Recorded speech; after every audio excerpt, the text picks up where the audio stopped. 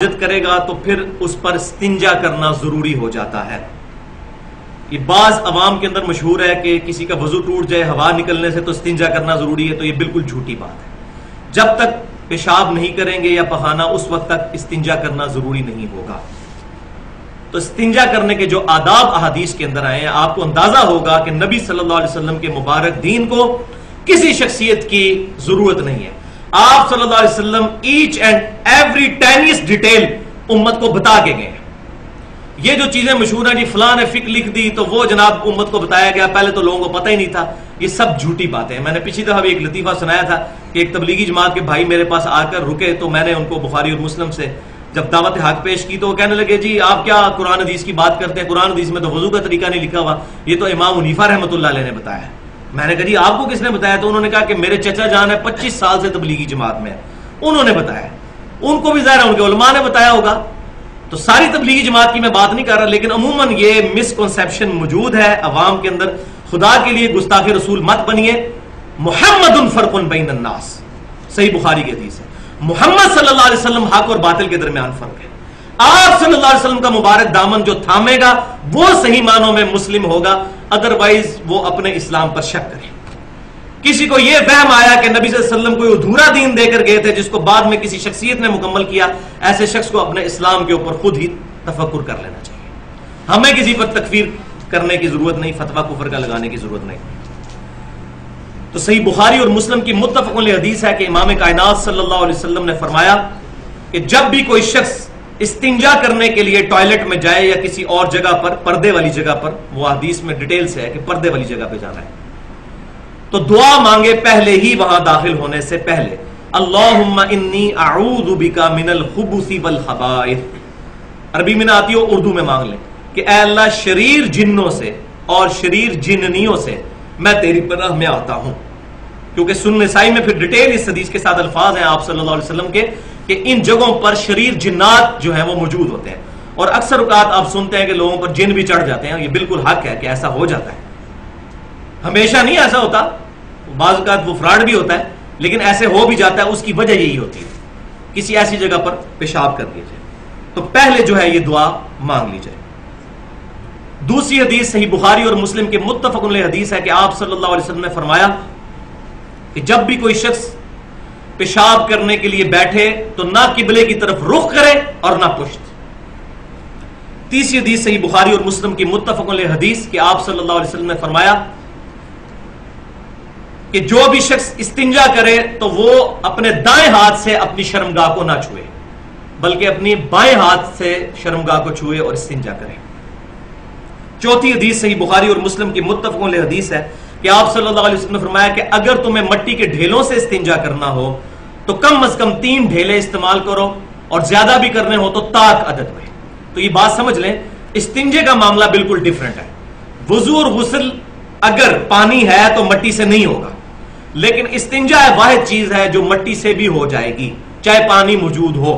نبی صلی اللہ علیہ وسلم سے مطلقاً پانی کی موجودگی میں مٹی کے ڈھیلوں سے استنجا کرنا ثابت ہے، اور آپ صلی اللہ علیہ وسلم سے بعض اوقات مٹی کے ڈھیلوں سے استنجا کرنے کے بعد پانی سے استنجا کرنا بھی ثابت ہے، اور بعض اوقات مطلقاً پانی سے بھی استنجا کرنا ثابت ہے۔ تو یہ تینوں طریقے ثابت ہیں۔ پانچویں حدیث صحیح بخاری اور مسلم کی متفق علیہ حدیث ہے کہ آپ صلی اللہ علیہ وسلم نے پانی سے استنجا فرمایا مطلقاً۔ یہاں یہ بات بھی یاد رکھیں کہ ٹیشو پیپر بھی استعمال کر سکتے ہیں۔ ٹیشو پیپر اگر استعمال کریں گے تو اس کے بعد پھر پانی سے استنجا کرنا ضروری ہوگا، کیونکہ ٹیشو پیپر مٹی نہیں ہے۔ اگر مٹی کا ڈھیلا استعمال کر لیں تو مٹی خود ہی طہارت کر دے گی، ٹیشو پیپر کے بعد پھر پانی سے استنجا کرنا ضروری ہوگا۔ ہاں اگر مٹی کے ساتھ استنجا کیا ہے تو پھر پانی سے استنجا کرنا ضروری نہیں، کر لیں تو زیادہ بہتر ہے اور پسندیدہ ہے۔ چھٹی حدیث صحیح مسلم کی ہے کہ ایک مشرک نے سیدنا سلمان فارسی رضی اللہ تعالیٰ عنہ کا مذاق اڑایا اور کہنے لگا کہ دیکھیں کہ آپ صلی اللہ علیہ وسلم جو تمہارے پیغمبر ہیں وہ تمہیں چھوٹی چھوٹی باتیں سکھاتے ہیں، استنجے کا طریقہ بھی سکھاتے ہیں۔ تو انہوں نے کہا ہاں الحمدللہ، ہمیں فخر ہے اس بات پر کہ آپ صلی اللہ علیہ وسلم نے ہمیں استنجا کرنے کا بھی سلیقہ سکھایا ہے، اور آپ صلی اللہ علیہ وسلم نے 4 باتیں استنجے کے کانٹیکسٹ میں ہمیں سکھائی ہیں۔ پہلی چیز یہ کہ ہم قبلے کی طرف رخ کر کے نہ پشت کر کے استنجا کریں۔ دوسری چیز ہم استنجے کے لیے اپنا دایاں ہاتھ استعمال نہ کریں. تیسری چیز کہ ہم کم از کم 3 ڈھیلے مٹی کے استعمال کریں اگر مٹی سے استنجا کریں. اگر ڈائریکٹ پانی سے کر رہے ہیں پھر ضرورت نہیں ہے. اور چوتھی چیز کہ آپ صلی اللہ علیہ وسلم نے ہمیں گوبر اور ہڈی سے استنجا کرنے سے منع فرمایا. اور اس کی وجہ کیا ہے؟ وہ 7ویں حدیث صحیح مسلم کی کہ آپ صلی اللہ علیہ وسلم نے فرمایا کہ تمہارے بھائی جو جن ہیں ان کی خوراک ہڈی اور گوبر کے اندر ہے، لہٰذا تم اس سے استنجا نہ کرو. اور یہی اکثر اوقات ہوتا ہے کہ ایسی جگہوں پر استنجا کرنے سے اور پیشاب کرنے سے جو ہے وہ پھر جنات چمٹ جاتے ہیں. اور 8ویں حدیث جامعہ ترمذی، سنن نبی داؤد اور سنن ابن ماجہ کی ہے کہ نبی صلی اللہ علیہ وسلم جب استنجا کر کے قضاء حاجت کر کے باہر آتے، اس جگہ سے نکلتے تو پھر دعا کرتے غفرانک. غفرانک وقف کریں گے تو غفرانک، اے اللہ میں تجھ سے مغفرت طلب کرتا ہوں. تو یہ دعا ہے استنجا خانے سے نکلنے کی. اس کے علاوہ جتنی دعائیں ہیں وہ ضعیف ہیں. یہاں بھی ایک اہم مسئلہ صحیح بخاری اور صحیح مسلم میں موجود ہے، متفق علیہ حدیث کہ آپ صلی اللہ علیہ وسلم ایک جگہ سے گزر رہے تھے تو آپ صلی اللہ علیہ وسلم رک گئے اور فرمایا کہ ان 2 قبر والوں کو عذاب ہو رہا ہے، اور کسی بڑی وجہ سے نہیں.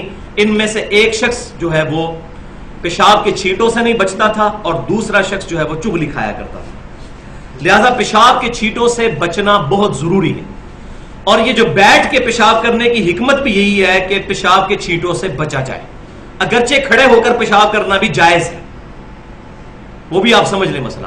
صحیح بخاری اور مسلم کی متفق علیہ حدیث ہے کہ آپ صلی اللہ علیہ وسلم ایک کوڑے کے ڈھیر کے پاس آئے اور اس ڈھیر کی بلندی سے آپ صلی اللہ علیہ وسلم نے کھڑے ہو کر پیشاب کیا.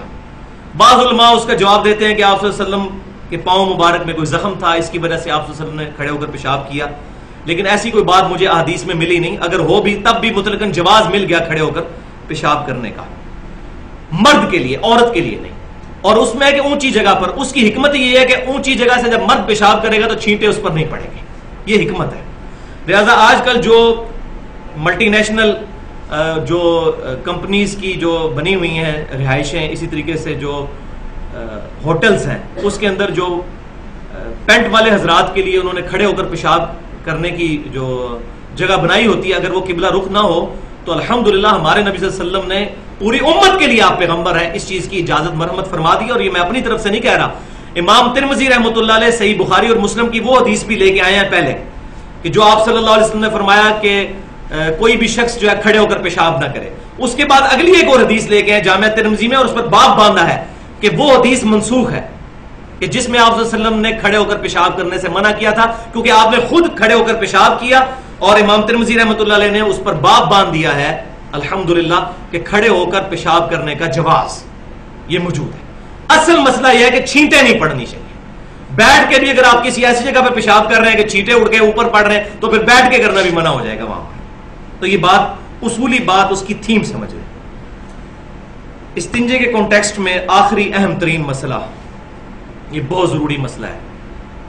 بڑی معذرت کے ساتھ ہمارے مسلمانوں کی اکثریت کو، کیا دیندار کیا بے دین، استنجا کرنے کا صحیح طریقہ ہی نہیں آتا.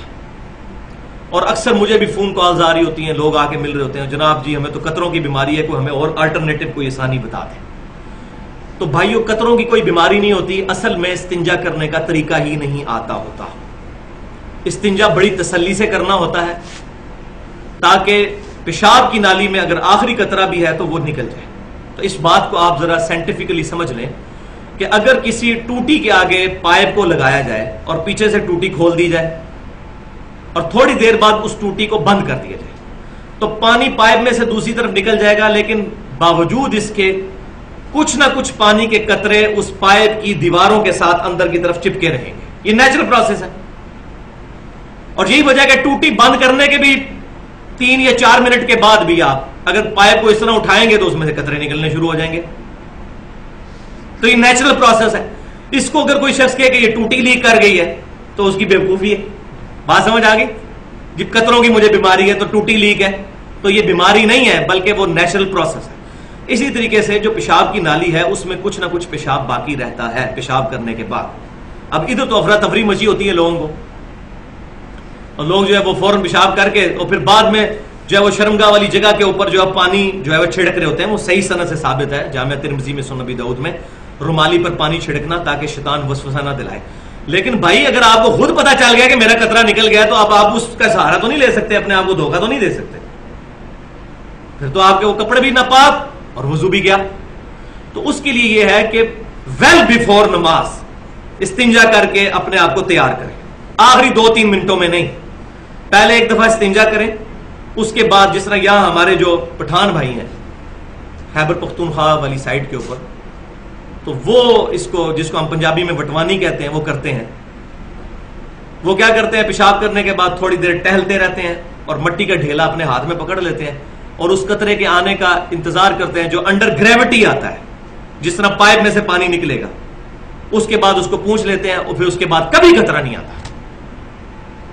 کروڑوں میں کوئی ہوگا جس کو بیماری ہوگی، یہاں تو ہر بندہ مریض بنا ہوا ہے، جی مجھے قطرے آتے ہیں، مجھے قطرے آتے ہیں. استنجے کا طریقہ نہیں آتا، پوچھتے ہوئے بھی شرماتے ہیں. نہ بتانے والوں کو صحیح پتا ہے، نہ پوچھنے والوں کو صحیح پتا ہے کہ پوچھنا کیسے. تو اس کو ٹیکنیکلی آپ بات کو سمجھ لیں. ایک دفعہ پیشاب کرنے کے بعد باہر نکلیں، تھوڑی سی چہل قدمی کریں، آگے پیچھے چلیں اور تھوڑا سا قطرہ آنے کا انتظار کریں.